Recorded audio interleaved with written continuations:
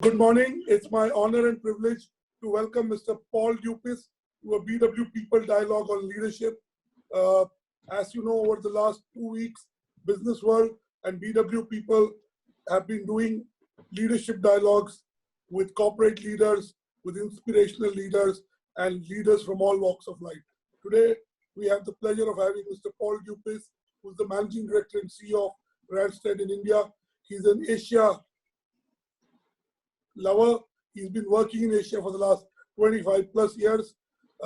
He spent a lot of time in Japan. He spent time in Korea. He spent time in Hong Kong, and he spent time in Singapore. And in May, he completes 3 years in India. You were appointed on 11th May, or around that time in 2017. So you complete your 3 years this month. Welcome, Mr. Dupuis, to the BW People Dialogue. Thank you. Good morning. And congratulations for completing 3 years in India. How's it been in India? Thank you, Annurag. Well, and thank you. It's a pleasure to be here today. I'm a big fan of Business World and of your webinars that you do. In fact, I was able to join last night with Debarati Sen from 3M. Wonderful chat you had with her, very inspiring. I know her quite well. Actually, Annurag, I have to correct you. I'm going to start by, and with all due respect, I actually arrived in India on March 27th. 2017. Oh, so I went by publicly what was available. Oh, well, what you saw was when I became CEO and MD. So I arrived as COO and soon after became the CEO and MD of Randstad India. But I originally came in March 27th. But to back up a little bit, my first trip to India was the day that demonetization was announced. 8th November 2016. November 2016, that's right. And that was my first taste of India. And that's where I learned the meaning of this word demonetization, which was in nobody's dictionary until I saw the lines around the blocks at the ATMs and discovered what it meant. That was my first encounter with India. And what were the predominant feelings when you saw this upheaval and change? See, any change, positive or negative, is met with so much resistance. So when you came, what went through your mind when you came on 8th November and say the subsequent week? You saw India and said, where have I landed? Yeah. Well, that's right. In fact, I was convinced that India was the place for me because I'm a big fan of change. I'm a big fan of transformation and bold moves that are well thought of course. I was quite amazed by the bold decision by the government to do this. In an economy like India that's rising, the spotlight is increasingly on India, and I think in hindsight it was a good move. The how it was rolled out is a whole different discussion. We could debate that until well after midnight. But I was quite inspired by what I saw when I first arrived in India, and I continue to be. I must tell you, 3 years plus in India. I travel, as you know, across the four corners of India. We have offices way up in Guwahati, of course, over to the NCR, off to the west, to Mumbai and Pune, all the way down to Kochi. I'm in Chennai often. I've been to places like Bhubaneswar and Jamshedpur, and amazing country with great energy. So, Paul, if you had to give us your top 3 learnings about India and how India works, if you had to, you're also an author, and we'll talk about your book E5 towards the end of the conversation. Give us your top 3 impressions of India. Tell us that's 3 good things and possibly one thing we can improve as Indians. Sure. Well, I mean, with all positive, there comes challenges too. So first of all, I'm based down here in Bangalore in South India. And I must say the skies are nice and blue. So that's one of the good things that's coming out of this crisis right now. And I know up where you are as well, Annurag, up in Delhi, it's also blue skies. Nice to see. I would say that, and I'll say this with respect to, I think India, to me, comes across as organized chaos. When you first arrive in India as an expat, as someone who hasn't experienced India, it seems like chaos. But you start to see through fog, and what I've discovered is it's actually organized chaos. And I say that in that it all works. We get from point A to point B. There may be detours along the way. The food somehow makes it to our grocery stores and to our table. The lights are on. Sometimes they're off, but hey, I mean, generally things work. And I find that to be incredible, considering I come from a country, Canada, 35 million people, 35 million versus 1.3 billion. when you just think about the simple stuff around infrastructure and so on, the fact that things generally work is amazing. So that's one thing that I would say, let's say positive, negative, but more positive, the fact that in spite of 1.3 billion people and the various economies within India, things work. I think another thing that I really like about India is the agility in India. I came from Japan previously. I've been in Japan, as you said, I guess in total about 25 years. And so Japan is in my blood, and I sort of see the world through a mix of. And for our viewers, I may share that he did learn martial arts, and we'll show you a photo of Paul when he was learning martial arts, and he looks like a movie star. So, I saw that photo and I said, Paul could have been in, that's the photo. So I'm not exaggerating at all. Yeah, that one. And to our viewers, I'll also like to say that Paul has a Japanese wife, and, he understands Japanese language. He speaks Japanese language. He has 2 sons from his marriage. So he really understands Japan and Japanese culture possibly better than Indian culture. Paul. Well, thank you, Annurag. I do speak Japanese, and I am a fan of Japanese culture. Mishi. Moshi moshi. Moshi moshi, yeah, when you pick up. And Ohayo gozaimasu. Ohayo gozaimasu. That's how we're going to start our day. Ohayo gozaimasu. Good morning. Yeah. Hajime mashite. Hajime mashite. Nice to meet you. Yes. Yeah, we could do this whole thing in Japanese if you'd like, huh? Unfortunately, I gave up after the first 1 week. I started in my business school for my batchmates. I started a Japanese class, but the studies rigor was so much we couldn't keep pace with it. So we abandoned it after some time. But someday. It's a challenging language, and I think I was lucky. I'll tell you the story in a moment about how I got to Japan, but let me answer your question, the third point. If I would say one thing that is maybe challenging and also a positive thing about India, I'll go back to Japan for a moment. So in Japan, when you're leading in Japan, it's a lot about consensus. There's a lot of discussion that happens, understanding the what and the why. And then once everybody's on board, you dig into the how. And then, of course, Kaizen and those kinds of things, and focus and process becomes part of the discussion. Once the decision comes to execute, in Japan, the execution is done to the T. I mean, it's done 100%, and we call it the 100% rule. What I found in India, and I quite, on one hand, I like it. On one hand, it's a challenge as a leader. I will decide something with my leadership team. The what and the why is clear, and there's a lot of excitement immediately. And the tendency is to run out the door and let's do this before there's a proper execution plan. And so I tend to be pulling people back to say, no, let's plan it out. So I put in that sort of process. Once we plan it out, we go out the door and we start, and there's a lot of eagerness. But then I also find that people get distracted easily.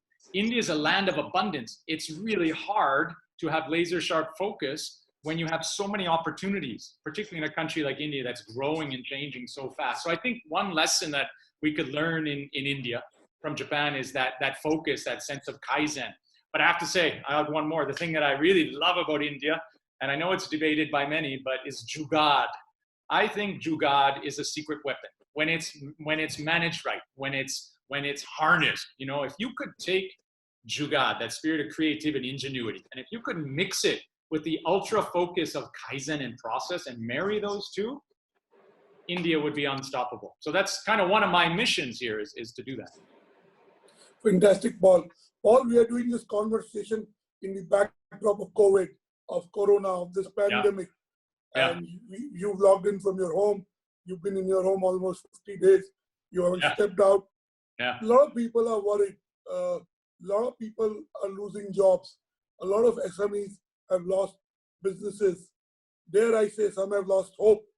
What would you say to people who are worried in these times? Well, it's a great question, Annurag, and I get asked this question a lot. And I think people, it's natural to be worried right now. These are unprecedented times. We've said that we've been through crises before, and you and I in our career, because you and I are basically exactly the same age. That we've been through everything from 9/11 to dot-com bubble, H1N1, SARS, GFC, and now we add this one. I would also add I was in Japan for the earthquake and the tsunami and the nuclear meltdown. So one thing about crisis is it brings fear, and in this case, the fear is especially big because of the unpredictability, the ambiguity. We don't really know what's next. We don't know how long this will go on. We don't know if there'll be a rebound and so on. We really don't understand this virus well enough. And so, you know, when you take it down to the level of what we're talking about now, working from home, working virtually, the questions start to come up, will I even have a job when this is done? And the reality is, when we read the newspaper and watch the news, what we see is that many companies are indeed downsizing. I talk to CEOs and heads of HR every day about this topic on how to steer the ship through the crisis and post-crisis. And my advice to companies is, let's go back and learn lessons from the past. So GFC and other crises we've found. The companies that managed through the crisis, that held firm, the companies that protected their people at all costs, came out of the crisis stronger than ever. They built a sense of loyalty with their employees that is, unwavering. And of course, they were well prepared to accelerate after the crisis, because we know that every crisis will end. So my message to people who are in fear right now, first of all, this crisis will end. We know that. It's been proven over history, over thousands of years, that every crisis comes to an end. There's a wonderful saying that my mom and dad taught me, and that is, this too shall pass. And that's guided me through all of my tough times in my life. Now, there will be people that will lose jobs. That's the truth. It's already starting to happen. For those people that are losing jobs, again, we've seen over the years and through economies and changes in economies, that net creation of employment will always be plus, will always be more. That's the nature of the economy, right? It always bounces back and is resilient. So for those who are facing job loss, I think it's a great time to look in the mirror and invest in yourself, to really spend time on building muscle, whether that's a new skill, whether that's getting in shape, fitness. Take care of yourself physically, take care of yourself mentally, so that you're also ready for when this crisis ends. And you're saying self-care is very important. Very important. It's I would say, more than anything, it's the most important thing right now. We're seeing it, almost 50 days in lockdown for many people.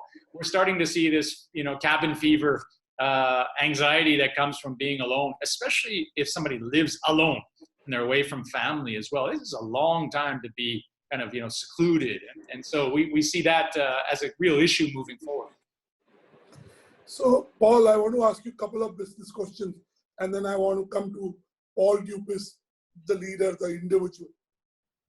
Paul, if you had to make 2-3 predictions for the economy, you already talked about, I was going to ask you, how can professionals prepare themselves for the future? Because in your role as the managing director and CEO, your company is a partner with large companies in terms of staffing, in terms of talent. So you know exactly what companies and CXOs are saying. So you partly answered that. Tell us what kind of skills will be in demand post-COVID. What is the kind of jobs that may see a upsurge post-COVID? Yeah, so that's a great question. We're already seeing, I can tell you, first of all, at Randstad, we put 60,000 people to work every day in India. Which is a huge number when you think about the multiplier factor, right? One person having gainful employment impacts 5 people on our simple calculation, our algorithm, let's say. The inner circle is 5 people. You talk about the family. Then you take it out. Then you take it out one layer. What about the neighborhood shops that person then is in the economy and fueling that? So it's a huge impact when you think about it. We already see some companies hiring right now. And those companies, for example, anything related to healthcare, it's happening right now. We are supporting them. Anything related to life sciences and healthcare, right down to the hospital front line, of course, but also pharmaceuticals and so on. We also see that on the e-commerce side, clearly any skills related to e-payment, we're going to be moving into what we would call the contactless world of transactions. So when you think about that, that's a huge opportunity. E-payment is just one example, but think about contactless in the way we acquire products and services. So anyone who is interested in or thinking about how do I prepare for post-crisis, think about in terms of, okay, the world starts to move towards contactless. Think about your daily interactions pre-crisis that you would have, and that those would start to move towards a contactless model.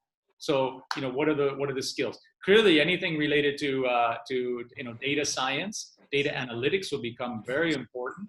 Artificial intelligence and cloud and so on, all of this becomes more important. And of course, the whole e-payment industry, which is massive, by the way, and I think in India, with the population of India, the rising middle class, access to, to credit and so on.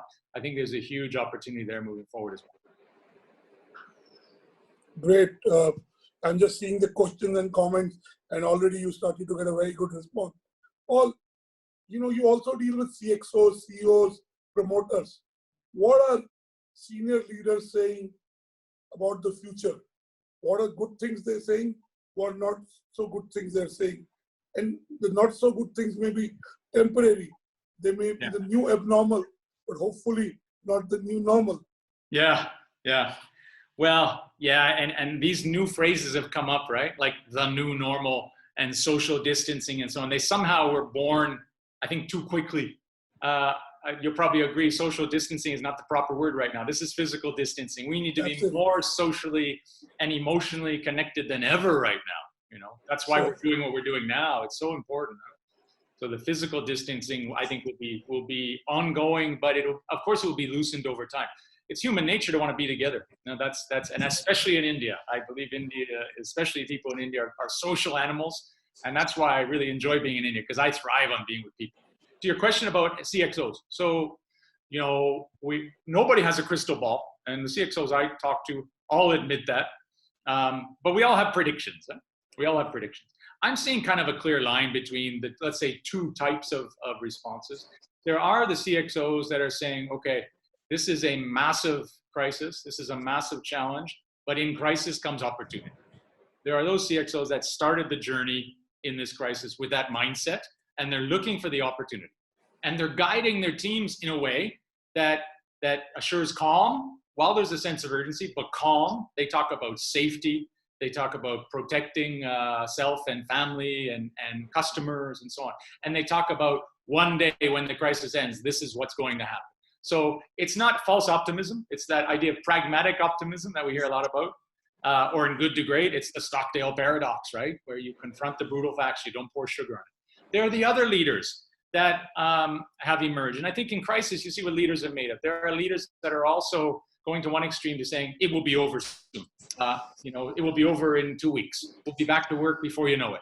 And then that doesn't happen. And of course, they have to manage the and there are consequences of giving false hope.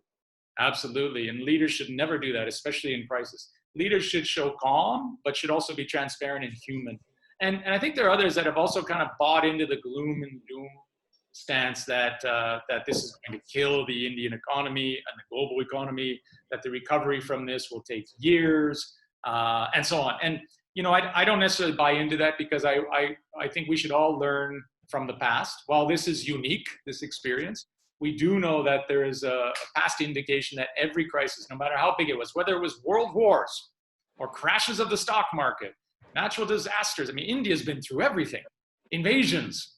I mean, when you think about a country like India, what India's been through, I think it's more about resilience. And so, I do see the difference between the responses of leaders, but I can clearly say that the first type that I described, those leaders will lead organizations that will accelerate post-crisis. And Paul, I want to ask you a very pointed question. And, it has three parts. What if you see jobs contracting in the near term? Overall, I know you said new skills. Yeah. And there are companies that are growing. They will hire. You talked about healthcare. You talked about pharma. You talked about e-commerce. You talked about data sciences. But in the next 6 months, are jobs going to shrink? In the next 12 months, are the jobs going to shrink? In the next 18 months, are we going to see revival of the jobs? Give us a scenario on the job market over the next 6 to 18 months. So I operate on 3 scenarios always when I'm leading an organization in business. There's rainy, there's cloudy, and there's sunny, especially when we talk about a crisis situation, okay? The rainy scenario is a long-term recovery. In other words, it's long-term pain with a long-term recovery. And if you read some of the reports coming from McKinsey, for example, or even the WHO, which is kind of reflecting on this virus, the rainy scenario says that this will go on through all of 2020. That while we see countries starting to open up, there will be rebounds in some countries, and then there'll be lockdown again, okay? In India, we've seen the extension of the lockdown, which was the prudent move, and I absolutely support it. we did the right thing at the right time and we should hold firm, rather than 2 steps forward, 3 steps back. So that's the rainy scenario. So through until 2020, the bounce back starts Q1 next year. By Q2 next year, we're back to about where we were in the pre-crisis. Some say Q3. The cloudy scenario says, well, the next 2 months will be painful, but the bounce back will start in the fall. So by September, things really start to bounce back, and we finish the year, not as strong as we did, of course, pre-crisis, but we start to see positive signs, and we come into 2021 on a positive note. That's let's say the cloudy scenario. So it means there's still pain ahead in 2020. And then, of course, the sunny version is that, well, let's take India, for example. May 18th, we open up the country gradually, and then over time, we're back to work fully by July, and then we have a smashing last part of the year and come out, accelerating into 2020. I think I would lean towards the cloudy scenario. I think we're somewhere in between the sunny and the rainy. I think we're probably looking at a few months ahead of unpredictability and uncertainty. I think we need to hold firm. We're talking about lives versus livelihood right now, and I get that. I mean, Annurag, you and I, we're isolated in luxury. We have shelter, we have food on the table, we have our loved ones with us. There are lots of people out there who don't have that, and I see that, especially with the migrant workers in India and so on. It's such a painful thing to see. And these people are suffering greatly. At the same time, lives and livelihood. This becomes, at one point, livelihood will start to become more and more important, and then we'll have to make a tough decision on opening up. So I think it's about prudence. It's about a slow and gradual opening, and measure, pulse check as we do it. If we need to then retract, we retract and come back and contain the virus until we really feel safe that we can open up the country. I want to ask you my last question at this stage and bring Resham Sohail, who is our editorial colleague for BW People. So Resham, keep your question sharp and ready. But my question is, Paul, I met you late last year. I came to your existing office, and you had just procured a new single building office. Yeah. And you were telling us about your plans of growth and how your clients are growing, and hence you need to keep pace. And you suddenly have this COVID thing. I know you're a pragmatic person and you're a resilient person, but tell us what went through your mind, because in March, February, you must have done your business planning, looked at numbers that were spectacular. So how did you adjust it in your mind? And what is the impact this has had on Randstad? So great question, Annurag. And yeah, I mean, for full transparency, Randstad India, we were absolutely at full speed. We finished last year as the fastest growing country within the 39 countries of Randstad. And so it's been quite a journey. We've accelerated. We came into this year absolutely optimistic and excited and investing in India. Part of that was we were expanding, and so our headquarters in Bangalore needed more space. So we made a bold decision to take on a new headquarters in Bangalore. It's the old Prestige headquarters, the builder down in Bangalore, beautiful building, a full building, which we renamed Randstad Tower. And we decided to keep the other office. And with that, the idea was we would continue to grow in the original office while we expanded into the new building. And all the numbers added up, and the wind was at our backs.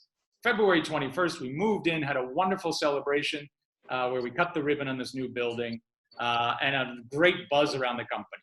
And I think I was in that office about 4 days before we started to smell that something was about to happen. And in total, we only used that office for maybe a couple of weeks, and it's been closed ever since. Okay, so these are the kinds of things we can't predict as leaders. That's nowhere in the business plan. Nowhere did we imagine pandemic would slow us down. We think about other things. We always think about other external factors, right? So one lesson learned. So what's next? Well, we need to make tough decisions. I start with protect the people. It's always about people. Facilities and things like a brand new beautiful office, those are in many ways disposable, right? We can always retract, which we don't plan to do, but we will be prudent. So we're going to consolidate some locations. We're going to get smarter. It's not only because of the economy, it's also because we've learned how to work virtually. And I think all across India, companies, even the most traditional companies that had the culture of, show up, this absenteeism presenteeism, as we call it. Even companies like that are starting to realize, hey, we can actually function in a virtual environment. Maybe we don't need such a large footprint. So that's something that I'm working on now with my team. We're actually looking at mapping out our space and how we use our space in a more efficient way, and looking at introducing more the hybrid style of work. So more working from home virtually. Fantastic, Paul. Reshan, your question to Paul. Hi, Paul. I am very excited to see this discussion ongoing. And the key takeaway for me is that the line you said, that the crisis will over soon. And these are hard times. I want to know a line or a powerful phrase that has been said from your loved ones or close ones that you never forget, especially in your hard times. Yeah. Well, the first one I said earlier is really special to me. This too shall pass. Huh? This too shall pass. And I really believe that. I think that we all need mantras. That's almost like little voices on our shoulder, right? And you have a choice, by the way, which voice you listen to. We know that sometimes there's the positive and sometimes there's the negative. Huh? And it's very important not to lean towards the negative voice. So the positive voice. So this too shall pass is one that I repeat often. I think also that be grateful. So this notion of gratitude, this is a moment all of us in our lives need to break it down to its very bare minimum and think about what we're grateful for, the basics, the most important things in life. And so, for me, that's another one, is be grateful. And there's one more I'm going to share with you, which is I'd like to talk about later, because I know Annurag's aware I'm quite involved with volunteering in different causes around the world. I really believe a full life is about doing well and doing good. Doing well is about, delivering on the expectations. If you're a student, you do well in school, mom and dad are happy, right? You've done well. In the workplace, hey, we all try to sort of, let's say, move up in our world and achieve and move on to that next role and so on. If you're a frontliner, then, you hit your deliverables, you hit your KPIs, whatever it is. We deliver on the expectation as doing well. Doing good is about making a positive impact. I mean, leaving a legacy where you've really helped the world to be a better place in some way. And whatever that is for you, that's up to you to decide. So those are a few of my guiding principles.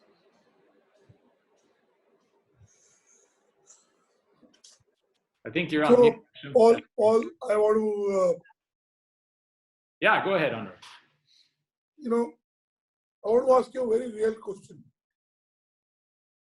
Your leadership style is very people-centric. But sometimes when you have to make decisions, consensus may not work.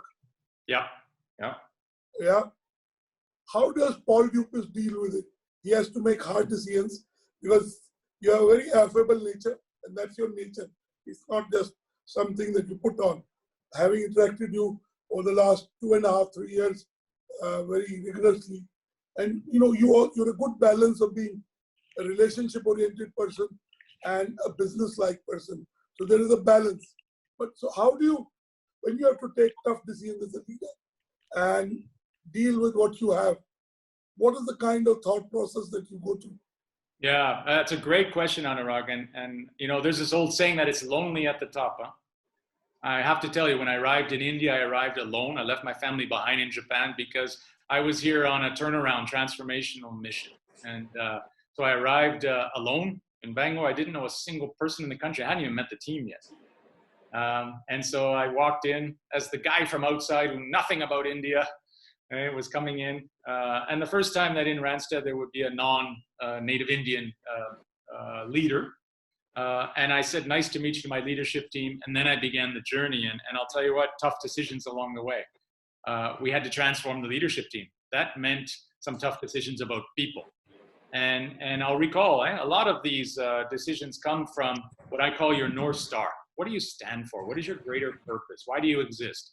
And frankly, I don't come to work every day thinking about EBITDA, about profit.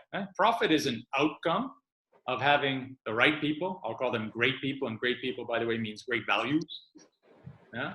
With great values that are aligned to your mission, that are doing the right things every day, that are walking the talk and doing it consistently, that leads to great outcomes, right? So I don't come in every day thinking about EBITDA, but I think about this part of the story.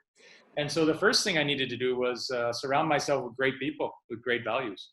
And I looked long and hard for people that had all the skills that I didn't have and all the knowledge that I didn't have. So I wanted to surround myself with people that are smarter than me. But I'll tell you what, tough decisions. I believe that when, for example, let's talk about when you're making transformation, you're having to let people go from the organization.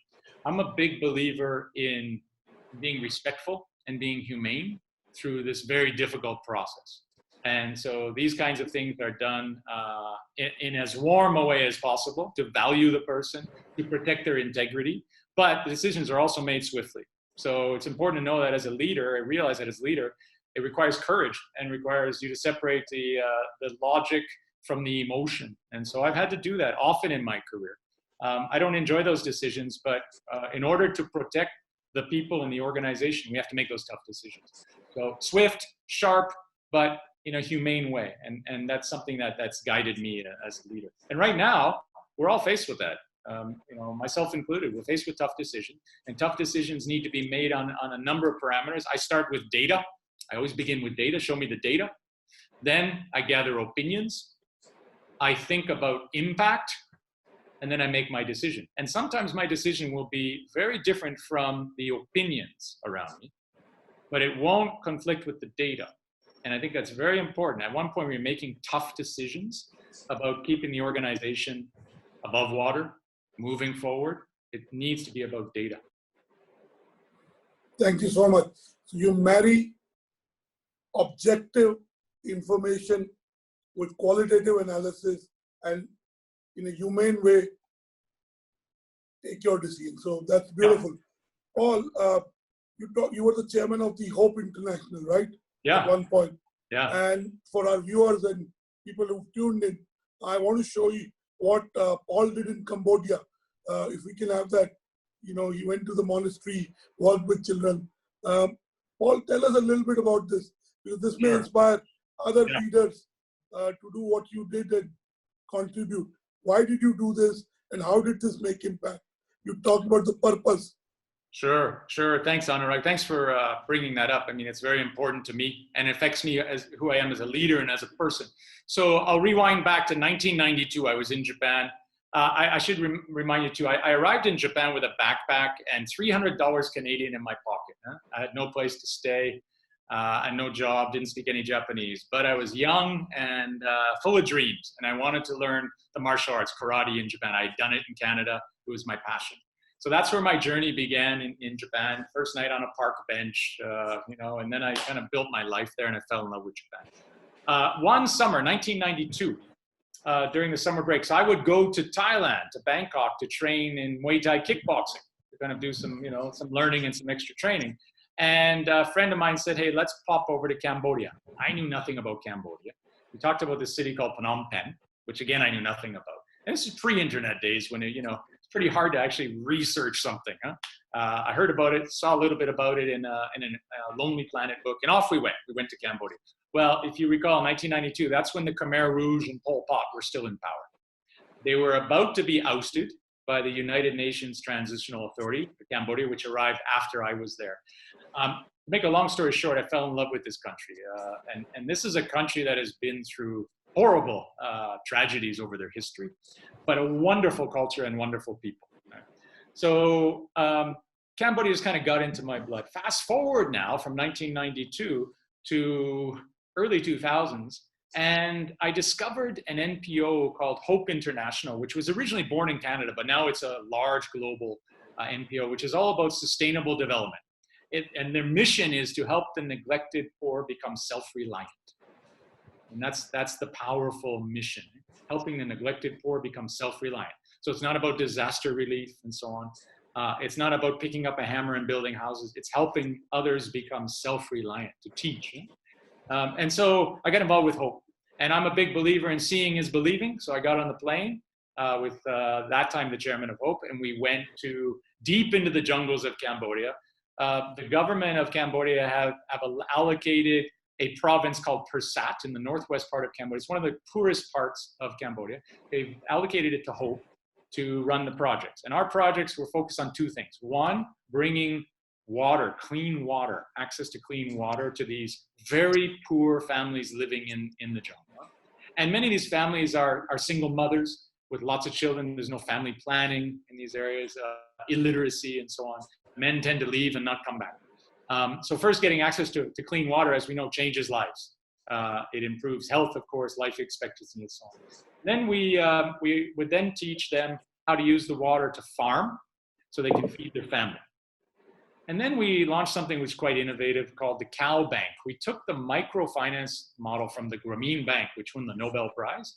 And we have cows in a bank. We lend a cow to a family. We show them how to use the cow to plow. So it's a plowing cow, how to plow the fields. We fertilize and so on. And then we grow more crops, help them grow more crops. They feed their family, and then they have excess. We take them into the market, into town. We show them how to sell. And the first time in their lives, these women are touching cash. They've never touched cash. They now enter the economy. So this is a virtuous cycle. We then cover the cost of impregnating the cow. The calf goes to the family. We take the cow back. So now they're learning about, the responsibilities and accountabilities of borrowing, right? So this is something I was heavily involved with, and I was chairman of HOPE for about 3 years. I was on the board for several years. I've been a volunteer now, close to 20 years. It's not only in Cambodia, but I would say that's my one passion. So yeah, I'm a big fan of Cambodia. I'm a big fan of any community that's trying to work together to raise the quality of life, to have a brighter future for the children. And I also see that right here in India. I'm starting to get involved with different causes in India as well. But Cambodia is, it's really kind of deep in my heart. And that was from a chance trip in 1992. So the lesson there is, hey, when in doubt, just get on the plane and you'll never know. And I think the same thing when I went to Japan in 1990. 30 years, by the way, this year. Fantastic. Paul, you climbed the Mount Fuji with your two sons. Yeah. I want to show that picture of you with your sons. That's Mount Fuji, right? Yeah, those are my boys. Tell us what is the similarity between climbing a mountain and being a leader? Of course, you weren't lonely at the top. You had your two sons, so you can't say that. But what are the similarities that, the character that mountain climbing builds? Yeah, great question. So first of all, experienced mountain climbers will tell you they never focus on the top, right? They focus on milestones along the way. And with those milestones along the way, they're confident that they will reach the top. So it's not about the top. It's not about the peak. It's about the milestones along the way. So I believe leaders also need to do the same thing. And I've sort of become a turnaround guy. I've been a transformational leader, and that's kind of my mission. It's what I really enjoy. And I've done it several times in different countries, and it's not easy. It's like climbing a mountain. There are many times when you're walking alone, people abandon you and you have to leave people behind. It goes both ways. There are moments when you feel like, wow, can I really make it? But you keep moving. And I have a saying that guides me, and it comes from my ice hockey as well, but keep your legs moving and good things will happen. The moment we stop moving, and moving maybe physically or mentally, the moment we stop moving, we're not moving forward, right? And so it's important to just simply keep moving, to set milestones along the way, and to listen to that positive voice on the shoulder, on this shoulder, along the way, especially in those tough moments. And this trip, we had a great time. What you don't see is my boy on the right there, Sego. He's actually about 6'5" now. So he's standing down a stair or two, but he's actually very tall, much taller than me. My other boy, Kengo, he's right standing next to me. So you can see I'm the smallest of my two sons. But they were remarkable. They just they really enjoyed the trip, and I give them credit for coming along. And it started pouring rain, as it does on a mountain. The weather will change in 30 seconds. So we encountered all kinds of challenges on the way, but they kept moving. So I'm really, really proud of my boys. So you're saying the lessons are: one, look for the milestones. Yeah. The destination will happen if you get the right milestones. Second, keep moving, right? Yeah. So as long as you make progress, even if it's small, that's good, right? Absolutely. And one more thing, Annurag, I would say enjoy the journey. It may seem a little bit strange, way to think, but when that rain starts pouring down and you're on the side of that mountain, you have a choice, You have a choice. You can shift into crisis mode, or you can say, wow, okay, here's a new experience, embrace it. And I think, whenever we encounter a crisis, we have an opportunity to embrace it and learn from it, to put on muscle, right? both mental and physical. There's a chance here to put on muscle. And it's funny, Deborah talked about this last night. I'm thinking about that all the time, how this is an opportunity to put on muscle, you know, whether it's you know, spiritual, whether it's physical, whether it's intellectual. This is a great time during a crisis to put on muscle. Thank you, Paul, for saying this. You talk about ice hockey. You cannot take a Canadian out of ice hockey and ice hockey out of a Canadian. Yeah. For those of our viewers who don't know this aspect of Paul, he's a very good ice hockey player. And every year since he's been in India, he's been playing at the highest ice hockey field in Ladakh. I want to show you some images from the fun he had in Ladakh. BW team, can we have those images on screen? Paul playing ice hockey. Yeah. Thank you. I think somebody needs to mute, getting some background noise. Somebody can mute. You are with Sonam Wanchuk. Can we see that photo too?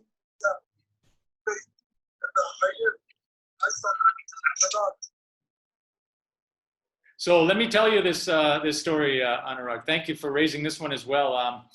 So there are actually some people right now in Ladakh watching this webinar right now, Annurag. Some of our good friends in the hockey community from the school where Sonam Wanchuk, called SECMO, where he's based. We have some of our friends on this call today. Let me tell you about ice hockey for me. First of all, I grew up in Canada playing ice hockey. Right around the time I learned to walk, I was learning to skate. It's for many Canadians, it's like a religion. And I kind of look at the ice hockey rink is on one hand, it's a community center, very similar to a cricket pitch in India. You know, I have a cricket pitch right across the street from my house here. Unfortunately, it's empty now, but pre-crisis, morning till night, there were young kids out there playing and laughing and having a great time, you know, arguing whether the ball was over the line or whatever, all these things, right? But having fun, the spirit of the game. Same thing in Canada with hockey. And so it's a community center. It's where friendships are built. It's also, in my mind, a temple. So the ice hockey rink, the cricket pitch, the soccer field, whatever, these are temples. It's where we learn the meaning of right and wrong. It's where we learn about relationships and so on. So a lot of my values come from playing ice hockey. And ice hockey is a rough sport. I mean, there's the contact element, but it's also probably the fastest moving sport that exists. And there's a lot of unpredictability in ice hockey. You get knocked down, you knock down. It's about getting back up. You really learn the meaning of resilience and teamwork and so on. I mean, everything I stand for as a leader really came from ice hockey, you know, because you also have to be a follower, and being a good leader means being a good follower as well. You got to play different roles. Okay, so I'm playing ice hockey my whole life. I'm playing competitively in different parts of Asia and tournaments and so on. And then had the opportunity to move to India just over 3 years ago. And I was playing hockey a lot in Tokyo, actually, for a team there. And then I said to my wife and my kids, well, I guess there's one big compromise I'm going to have to make. I'm going to have to sacrifice playing hockey, my passion, if I move to India. But I think it's worth it because this is an absolutely amazing experience to go lead Randstad India. So I packed up my ice hockey equipment. I wrapped it up and put it in storage, thinking, well, I'll be in India for several years and I won't play hockey for a while. I get to India, and shortly after arriving, I got a message from a friend who worked at the Canadian High Commission in Mumbai saying, hey, we're going up to Ladakh to play hockey. You want to join? And first of all, I didn't know where Ladakh was, didn't know it existed. And ice hockey in India. So hang on a second. So I started to research. Lo and behold, in northern India, in the Himalayas, in Ladakh, an amazing part of India, the #1 sport in the winter, the biggest passion is ice hockey. All the kids, the boys, the girls, everybody is on the ice playing hockey. And so I made this journey up, and I discovered this incredible part of India. And then I also discovered communities there. And one thing about ice hockey I've learned around sports builds communities, communities build hope, build life skills, and so on in future. So I met this wonderful fella named Sonam Wanchuk, who you mentioned earlier, who's an environmentalist, an activist, just all around great guy. Who founded the school called SECMO. We've become close with Sonam and the members of his school. And I know Chamba, who's his right hand, is also on this call today. Sonam founded a movement called I Live Simply, hashtag I Live Simply. This was well before this crisis. And how appropriate that right now, when we think about how we're living, we really are, in terms of our consumption and impact on the environment, we really are living simply.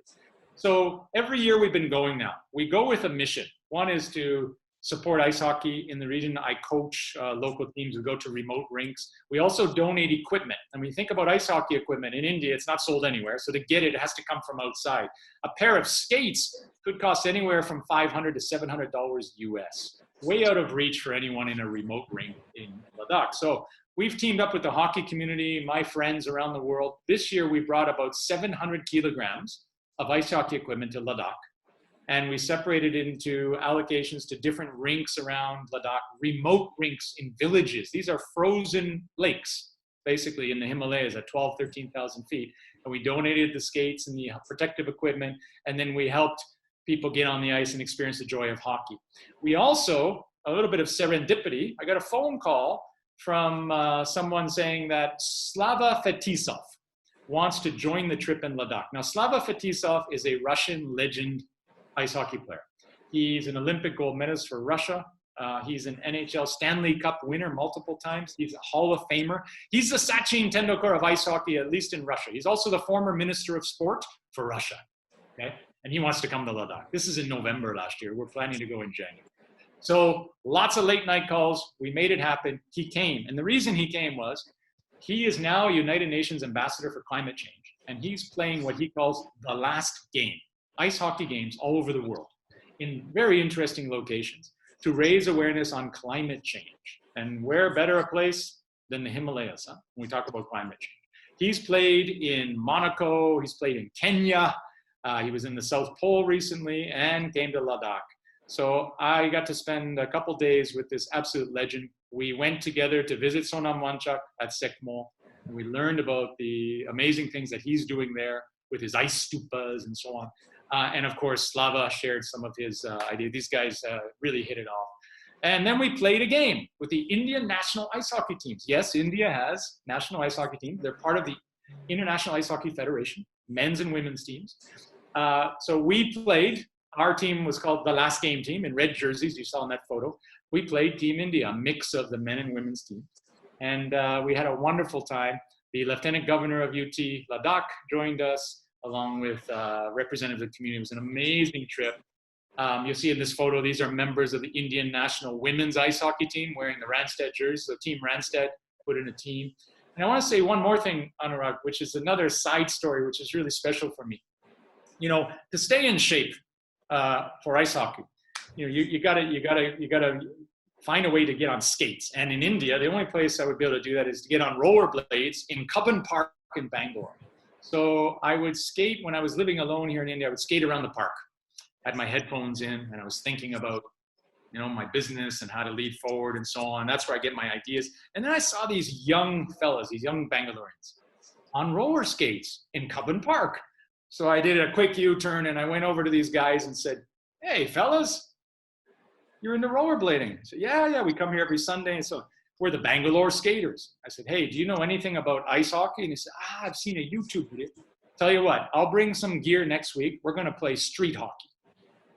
And fast forward to today, every Sunday morning, well, pre-crisis, at Cubbon Park, from 9 a.m. to 11 a.m., we have about 30 people. I bring all the gear, been coaching and playing hockey with these guys. Well, then these guys heard about the Ladakh trip, and they said, "Paul, can we come?" Now, I want you to imagine these young Bangalorean guys in their 20s. They've never seen anything below probably 10 degrees.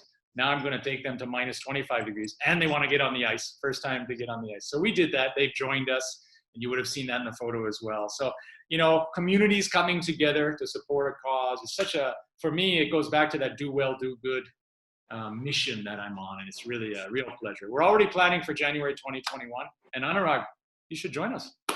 Yeah, I know. I was talking to Charles from Volvo. Yeah, he yeah. said he fell ill and he couldn't Yeah, come, so he's that's looking right. forward to the next year. So who Yeah. knows? Inshallah. We'd God love to willing. have you. We'd love to have you. So I want Resham to ask a question. I'll ask the last question and then bring the audience. So I was saying that people have been under pressure and stress these days. Yes. But I'm sure that there are many things that are making you smile. I Yeah. want to know what are those things. Beautiful question, Resham. Fantastic question. Things that make me smile. Oh, wow, there's lots, huh? I think I'm generally an optimist person. I kind of wake up in the morning with a smile. But I got to say, the small stuff, it's always about the small stuff. You get to a certain point in your life where the small stuff becomes the most important stuff. And I think probably Annurag would agree, huh? You know, it kind of. So tell us what is the small stuff? Well, for me, I'll tell you right now with this crisis, when I go out on my balcony and I hear the birds in the morning, it's such a beautiful sound. And I'm accustomed to what I call the Bangor Symphony Orchestra, the horns beeping. To me, it's like a symphony orchestra. So this is magical. I absolutely love the birds and the sound of the birds in the morning, that peacefulness. That's the simple thing. A coffee and a newspaper in the morning, listening to the birds on the balcony. You want to make Paul Dupuis happy? That's it. That's simple. Huh? So, you know, sitting on the sofa in between all these Zoom calls we're doing with my boy, and you know, watching one of our favorite shows on Netflix. We're now into the Last Dance with Michael Jordan, the whole Chicago Bulls story. It's an incredible story of resilience and leadership. You know, those moments of just being together and being around nature now is really special. Yeah, the simple stuff for me. And you know, yesterday you joined Debarati's session. Yeah. Just being there and seeing the genuinity. You know, sometimes just connecting with people who are like-minded and kind of, you know, while they're equals, you know, they inspire you. And it could be a Resham, it could be another colleague in BW, it can be somebody from the audience, you know, simple things like that. And, you know, hope is a great thing, Paul. We may be in difficult times today, and we are, but we know that tomorrow will be better than today. Yeah. That hope keeps us going. Absolutely, and we can make it better. We have the power to do that. That's the remarkable thing about being human. We have the power to make tomorrow better when we decide to do that. Eh? We also, I think it's important now to be kind. It's very important to be kind to one another right now. We're all under a lot of stress. So I like these moments. Huh? I'm inspired by this. Resham, you know, I have a lot of calls every day. I have colleagues across the four corners from all demographics. So I love to chat with the young folks who are living alone, and they tell me about, we don't talk about business. They say, tell me, what's your day like? And I hear about, you know, what they watch, the games they play with friends online, all these things. Just really, I'm inspired by being connected with people. So my last question, Paul, and then we'll do 10 minutes or 15 minutes of Q&A. There are lots of questions, 11 questions already. First, your book is out in the next 29 days. It's called E5. Yeah. Can we have the cover of the book? Tanvi and BW team. It's called the E5 Movement, Leadership Through the Rule of Five. Tell us what is the E5 movement. Tell us what is the Rule of Five. Sure. Thank you, Annurag. Yes, very exciting time for me. It's I've written my first book. A bit of the backstory and how the book came about. You know, I was doing a course at London Business School on transformational leadership. And I had a coach assigned to me, and the coach asked me in one of our sessions, hey, Paul, tell me about your thoughts on leadership. Well, when you're a leader for many years, you kind of craft your own version of leadership, and we build that as we go. We have our own kind of version and your own ism. And so I told him about it, and he said, you should write a book. I'd never heard that before. I never entertained the idea of writing a book. Well, to make a long story short, a couple of other people nudged me in my family, also in my company, in my organization. And here we are. And I wrote this book. I go back to my balcony and the coffee instead of the newspaper. I have my laptop. And I wrote this book on Saturday mornings starting in January 2018. Okay? January 2019, pardon me.